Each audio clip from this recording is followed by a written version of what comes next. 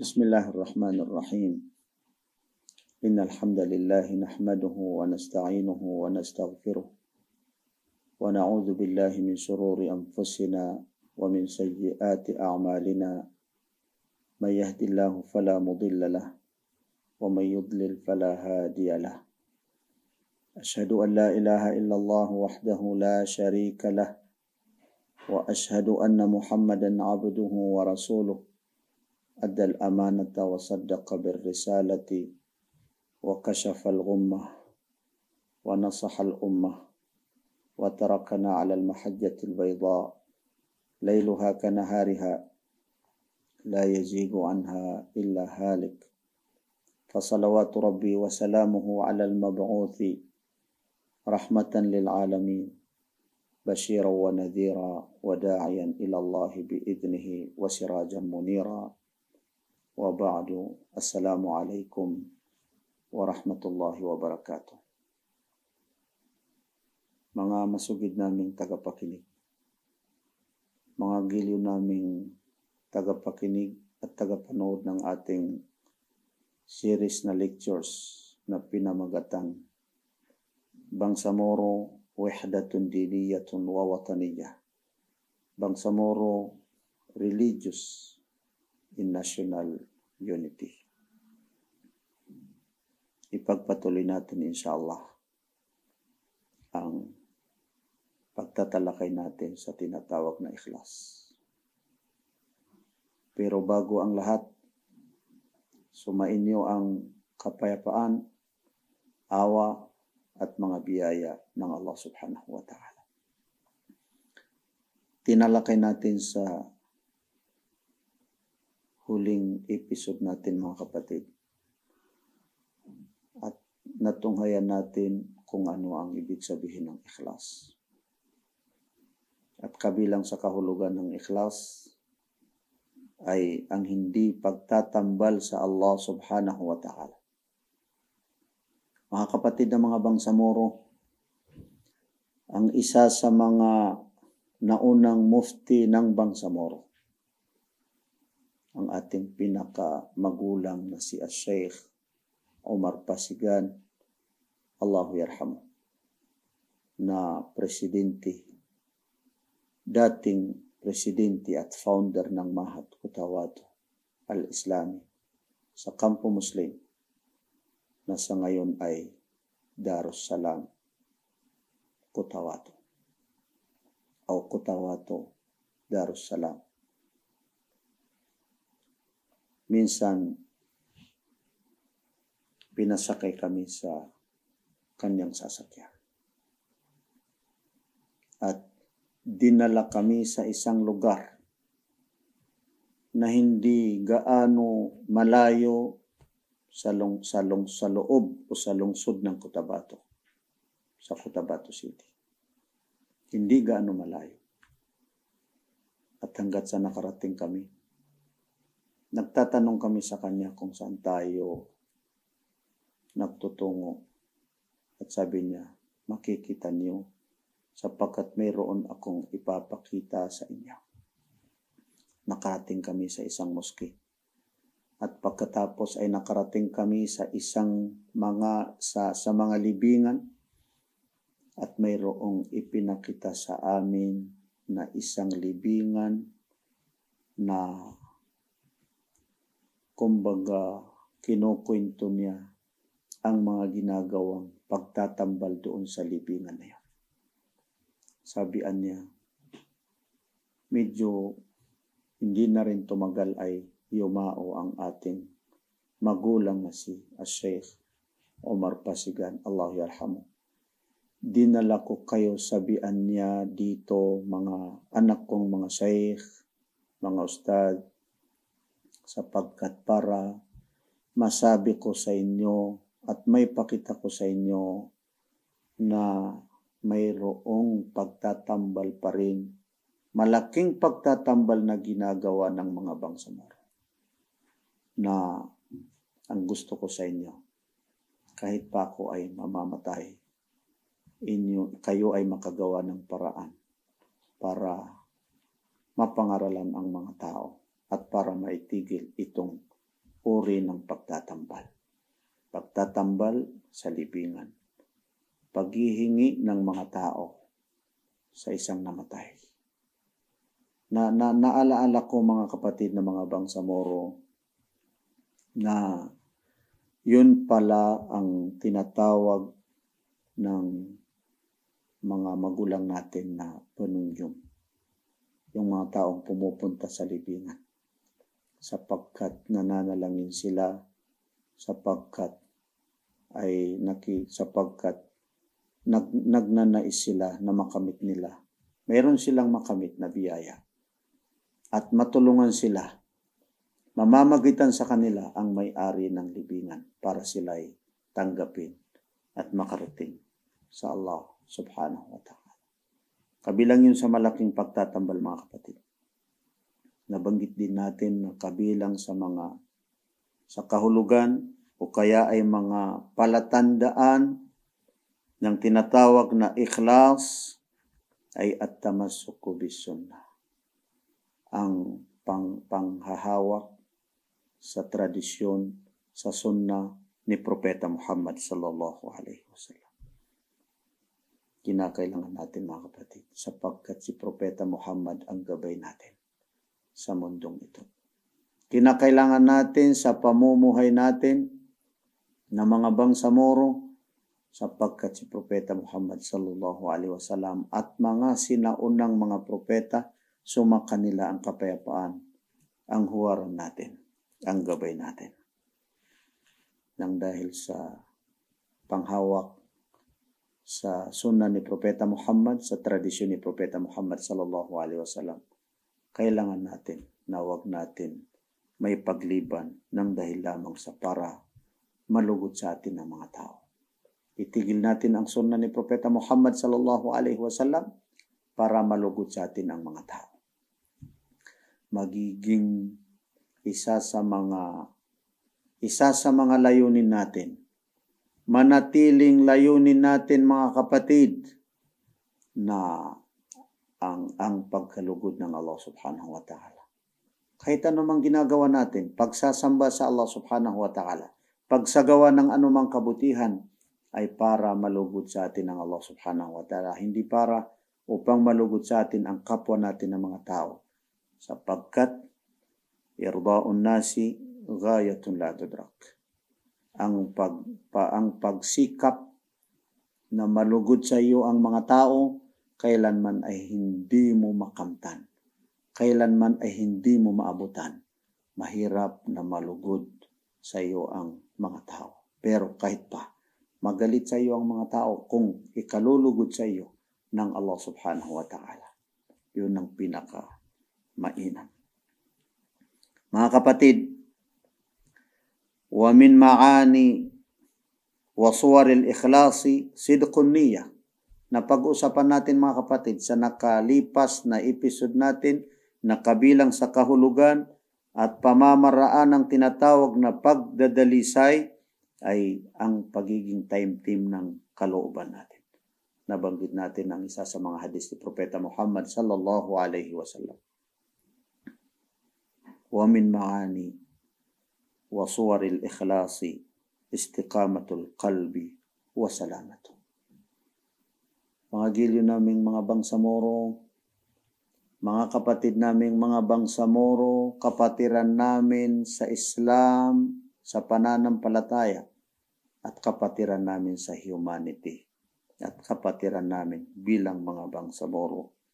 Kabilang sa kahulugan at pamamaraan ng tinatawag na ikhlas, istiqamatul qalbi, ang pagiging matuwid ng ating mga kalooban. Ang pagtutuwid sa ating mga puso at pagiging mapayapa ang ating mga puso. Ibig sabihin ng pagiging mapayapa ng ating mga puso ay hindi magkaroon sa atin ang tinatawag na hasad, ang pagkainggit, at anumang iniisip na masama, mabuti sa tingin natin, pero masama sa kapwa natin mga kapatid. Yaong tinatawag na hasad. Sinabi ni Al-Allama Ibnu Muhammad bin Saleh Al-Uthaymin. Kawan siya ng Allah subhanahu wa ta'ala. Kabilang ito sa mga malalaking pantas kinilala ng mga ulama o mga pantas sa pananampalatayang Islam. Wa min akbari asbabin listiqamatil qalbi wa salamatihi kathratu qiraatil Quran. Sabi ni Ibn Uthaymin, rahimahullah, kabilang sa mga malaking kadahilanan upang sa gayon ay maging matuwid ang ating mga kalooban, tutuwid ang ating mga puso, tutuwid ang ating mga kalooban, at maging mapayapa ang ating mga kalooban, maging malinis ang ating mga kalooban. Kathratu qiraatil Quran ay ang pagdadami upang damihan natin ang pagbigkas o pagbabasa ng Quran. Nabanggit natin sa mga nakalipas na episode natin na tinanong si Aisha, kalugdan siya ng Allah subhanahu wa ta'ala, ang isa sa mga asawa ni Propeta Muhammad sallallahu alaihi wasallam, at siyang kaisa-isahang dalaga na asawa ni Propeta Muhammad sallallahu alaihi wasallam, kung ano ang kaugalian ni Propeta Muhammad. At ang kanyang tugon, ang kanyang sagot, ang kanyang sagot ay khuluquhul Quran, ang banal na Quran. Ang naunang amir natin at chairman ng IMAILIF na si Al-Allama Al-Sheikh Salamat Hashim, Allahu yarhamu, ayon sa kanyang mga sinabi at naisulat, lan yastati'u an yakhruju min ad-dulli wal hawani illa bil audati ila kitabillah ila al-Qur'ani wal jihad fi sabilillah. Allahu akbar. Kailanman sabihan niya, hindi sila maligtas, hindi sila maalis sa magiging mababa. Yung pagiging mababa, yung adzul, yung kahinahinaan, maliban kung sila'y babalik sa turo ng Quran at babalik sila sa tinatawag na jihad. Pero mga kapatid, inshallah sa mga susunod, isa yan sa mga qiyam natin o mga values natin ang tinatawag na jihad. Pero yung jihad sa tamang pamamaraan, yung jihad na hindi katulad ng mga ibang ginagawa ng mga tao na hindi tama na pamamaraan, bagkus ay labag sa ating pananampalatayang Islam. At isa yan sa mga tatalakay natin sa mga susunod. Wa min ma'ani wa suwaril ikhlasi safa'un niyati wa adamu hadmil ghayr. Isa sa ibig sabihin ng tinatawag na ikhlas, mga kapatid, ay ang pagiging malinaw ang ating mga layunin. Ang ating mga isip at ang ating mga kalooban ay magiging malinis. Malinaw at malinis. At hindi kailanman tayo makagawa ng paninira sa kapwa. Paninira sa kapwa. Basahin ko sa inyo ang mga kabilang sa mga dunong o hikmah na nawikan ng mga sinaunang mga pantas. Man asha bi safa'in niyati najahu Allahu min kulli baliyah.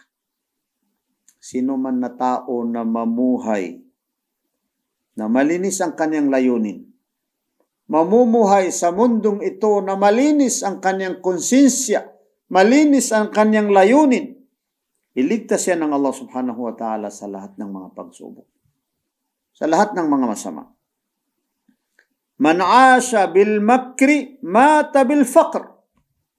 Subalit, sino man na tao na mamuhay ng may pagmakr, yung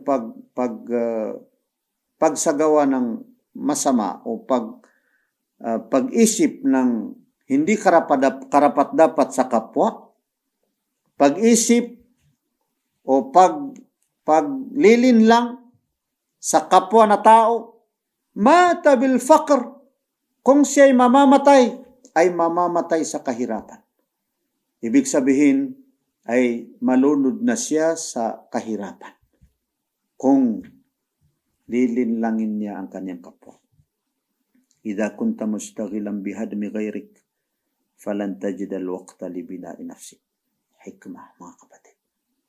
Mga giliw namin, kung ikaw daw ay wala ka nang ginagawa, wala ka nang ginagawa maliban sa para sirain ang kapwa na tao, wala ka nang makita na panahon para i-build ang sarili mo.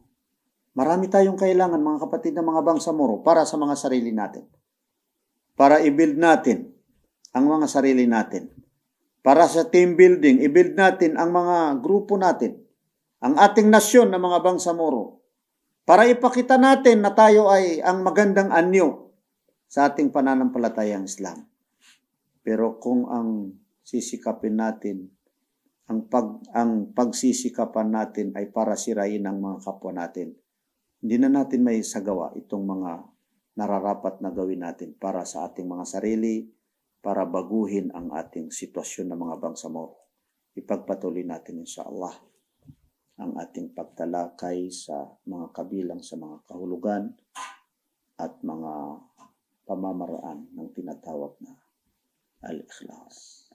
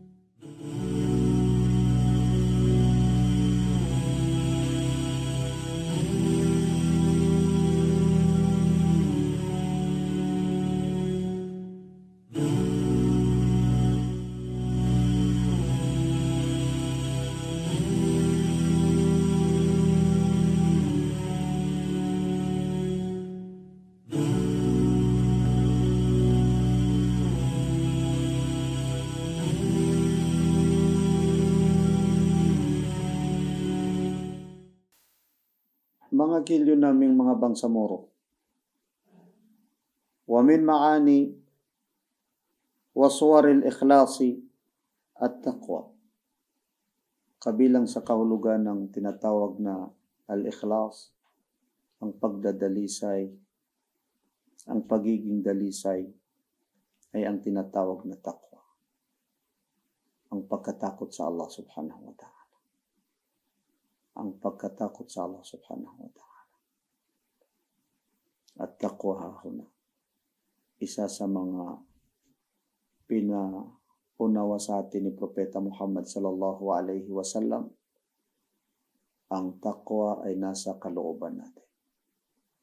Kaya kabilang sa kahulugan ng ikhlas, sapagkat hindi natin makikita ang ikhlas, sapagkat ito ay yakmunu fi qulubina, dito lamang sa ating mga kalooban ang tinatawag na ikhlas. Kaya isa din ito sa kahulugan ng tinatawag na ikhlas, ang pagdadalisay, ang tinatawag na taqwa, ang pagkatakot sa Allah subhanahu wa ta'ala. Ano, mga kapatid, ang ibig sabihin ng taqwa? Tuklasin niyo, mga kapatid, ang isa sa mga sinabi ni Ali ibn Abi Talib radiyallahu anhu. Si Ali na ika-4 sa mga khalifa ni Propeta Muhammad sallallahu alaihi wasallam. Si Ali na isa sa kamag-anak ni Propeta Muhammad sallallahu alaihi wasallam. Si Ali ibn Abi Talib, anak ni Abu Talib, kalugdan siya ng Allah subhanahu wa ta'ala. na asawa niya ang anak ni Propeta Muhammad sallallahu alaihi wasallam na si Fatima. Kalugdan din siya ng Allah subhanahu wa ta'ala.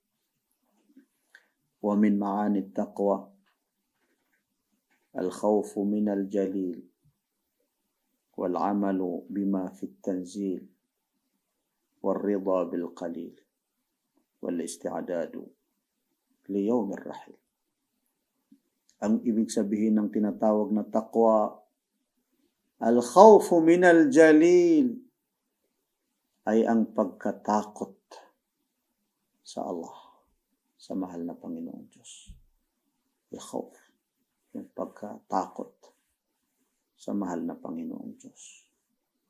At ikalawa, al-amalu bima fit tanzil, ang pagsagawa sa anumang ibinaba ng Allah subhanahu wa ta'ala na mga aklat o kaya ay mga batas. Pangatlo mga kapatid na ibig sabihin ng taqwa, ar-ridha bil qalil, ay ang pagkalugod sa maliit na bagay. Ang tinatawag na qanaah. Marunong ka magpasalamat at malugod sa kahit anumang ipinagkaloob sa iyo na biyaya. Kahit anumang natanggap mo o kaya ay natamo mo ng mga biyaya ng Allah subhanahu wa ta'ala. Al-isti'adadu li yawmir rahil. Ikapat, mga gilyo naming mga bangsamoro, ay ang paghahanda para sa kabilang araw. Mga kapatid, itong apat na kahulugan ng tinatawag na taqwa ay kinakailangan natin para sa gayon makamit natin ang pagkakaisa. Pagkakaisa hinggil sa pananampalataya at pagkakaisa hinggil sa bayan natin.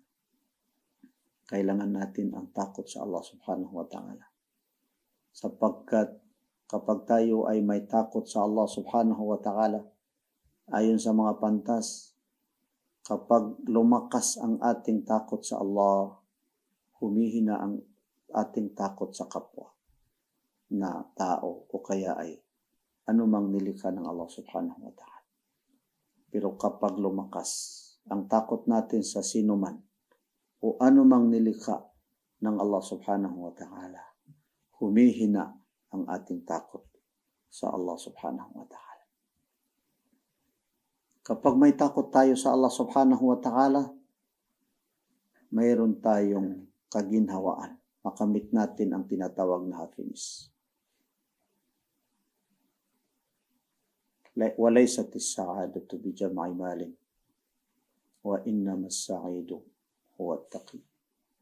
Ayon sa mga ibang mga pantas, hindi anya ang kaginhawaan o happiness ay makakamit ng tao. Hindi makakamit ng tao ang happiness, ang kaginhawaan sa pamamagitan ng paglikom ng mga salapi. Subalit, ang happiness, ang sinumang happy, ang masaya na tao, ang maginhawa na tao, huwag taki, sinumang may takot sa Allah subhanahu wa ta'ala. Kailangan din natin mga gilyo naming mga bangsamoro, ang pagsagawa sa ibinaba ng Allah subhanahu wa ta'ala na mga aklat, mga banal na aklat at mga batas. Sapagkat lahat ng mga batas na ibinigay ng Allah subhanahu wa ta'ala, ibinaba, itinakda ng Allah subhanahu wa ta'ala, ay angkop sa atin ng mga bangsamoro at angkop sa lahat ng sangkatawan. Kinakailangan din natin ang pagkalugod sa anumang nadating natin, nakamit natin mga kapatid. Ar-ridha bil qalil. Nabigyan ka, hindi ka nabigyan ng posisyon. Kailangan malugod ka sapagkat ginawa mo ang lahat at ikaw ay sumanib sa tinatawag na jihad para sa Allah subhanahu wa ta'ala. Para sa Allah subhanahu wa ta'ala. Para hindi para sa upang magkaroon ka ng anumang posisyon. Nabigyan ka ng anumang posisyon, kailangan malugod ka. Hindi yung hinahangad mo pa yung wala. Kung ano nang andyan, biyayaan ka ng Allah subhanahu wa ta'ala, kinakailangan na malugod ka. Sapagkat kapag hindi ka malugod, magiging dahilan upang hindi ka makipagkaisa sa mga kapatid natin ng mga bangsamoro, sa mga kapwa natin ng mga bangsamoro. At lalong-lalo na, hindi ka sumunod sa pamumuno ng sinumang namumuno sa atin, sa ating bangsamoro. Kinakailangan din natin mga kapatid ang paghahanda sa kabilang araw. Taliwas sa paghahanda para sa makamundong bagay. Sikapin natin kung ano ang ikabubuti natin sa mundong ito. Makamit natin ang mga biyaya at makamit natin ang kung ano mang bagay na para sa atin, para sa ating mga pamilya. Pero wag natin kaligtaan na mas higit at mas karapat-dapat na paghandaan ang kabilang araw. Ang pag-uwi natin sa kabilang araw. Ang pag-uwi natin sa ating mahal na Panginoong Allah subhanahu wa ta'ala. Yun ang nararapat na paghandaan natin. Si Anas ibn Malik, kalugdan siya ng Allah subhanahu wa ta'ala, may napakagandang kanyang nawika. Idha walayta amram minal umur, fa'amilin nasa mu'amalata man yakhafullaha wa yakhsha.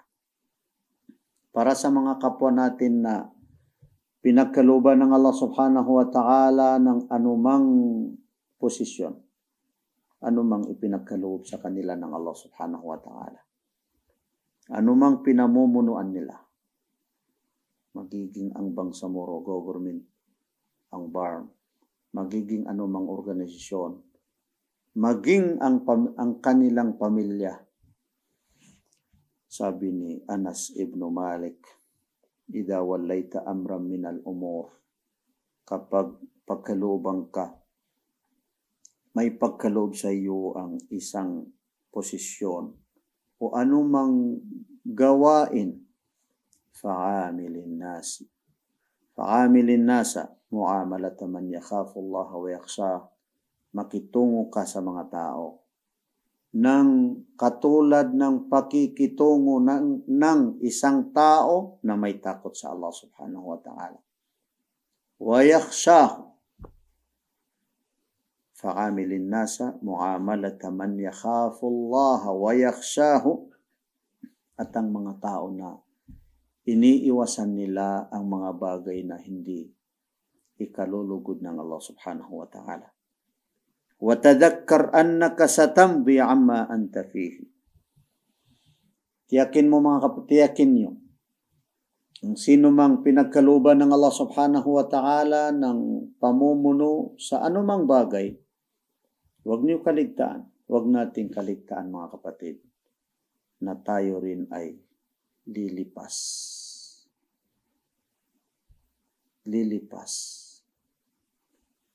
Ang kabilang sa mga pantas ang nagsabi na ang mga araw sa mundong ito ay 3 araw lamang ang nakalipas. Hindi na yun makakabalik. At ang kasalukuyan, kahit anumang posisyon natin, kahit anumang narating natin, hindi tayo mananatili diyan. At ang bukas, hindi pa nakarating, hindi natin alam kung ano ang mangyari. Baka nalulungkot ka na, baka kamoy bakit hindi ako nakasama ngayon sa Bangsamoro government? Bakit ako ay kasama na nakibaka at sumapi, umanib sa tinatawag na jihad noon, at ako ay gumawa ng mga, banggitin mo na ang lahat ng mga ginawa mo, pero hindi mo alam kung ano ang, baka ikaw rin bukas ang pagkalooban ng Allah subhanahu wa ta'ala na para makarating sa narating ng mga kapwa nating namumuno.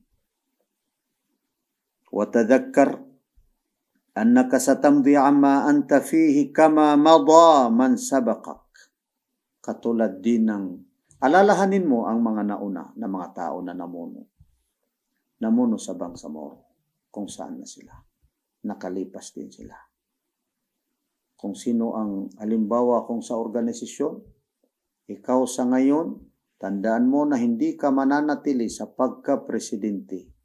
Ako, kailangan ma-remind ko sa aking sarili na kailanman ay hindi ako mananatili na bilang Secretary General ng Hayatul Ulama al-Muslimina bil Philippines. Katulad ng mga nauna sa akin, hindi rin sila nanatili.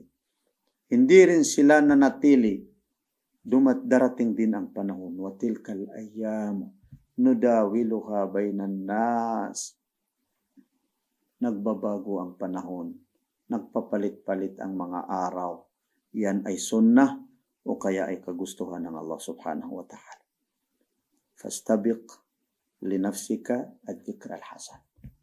Kahit sino mang nakarating sa anumang posisyon, kahit sino mang namuno sa anumang posisyon, anumang bagay, gumawa siya ng mga bagay na mabuti na hindi makalimutan sa kanila. Mga giliw naming mga Bangsamoro, bawat isa ay gumawa ng mabuti para sa mga Bangsamoro, na kahit tayo ay yumao na, mamamatay na, hindi makalimutan sa atin ng mga kapwa natin ng mga Bangsamoro. Inshallah. Hanggang dito lamang mga kapatid. Sana ay patnubayan tayo ng Allah subhanahu wa ta'ala ng pagkakaisa natin ng mga Bangsamoro hinggil sa pananampalataya at pagkakaisa hinggil sa bayan. Wassalamu alaikum warahmatullahi wabarakatuh.